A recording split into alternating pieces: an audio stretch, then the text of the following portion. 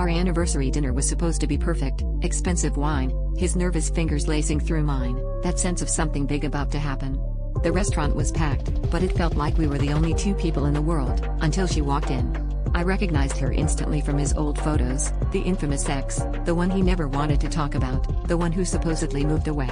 She marched right up to our table, eyes wild, and dropped a bomb that shattered the entire night. "He's not who you think he is.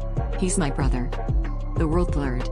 My boyfriend's face went white, lips pressed tight as she rattled off details only family would know, stories that didn't fit with anything I'd ever heard from him.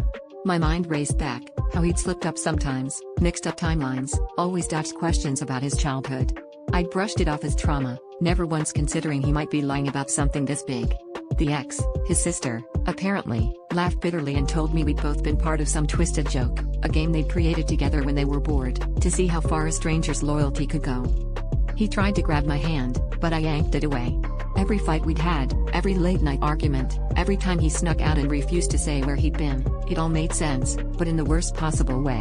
She confessed that he'd been sneaking around, not with another woman, but with her, plotting how long they could keep the truth from me, testing the boundaries of my trust. He blurted out that he loved me, that it went too far, but what does love even mean when your whole life is some sick experiment? I stormed out, my head spinning, but the worst part wasn't the betrayal, it was realizing how much I'd ignored, how desperately I'd clung to the version of him I wanted to believe in. I'd fought for us, forgiven things I shouldn't have, all to keep the fantasy alive.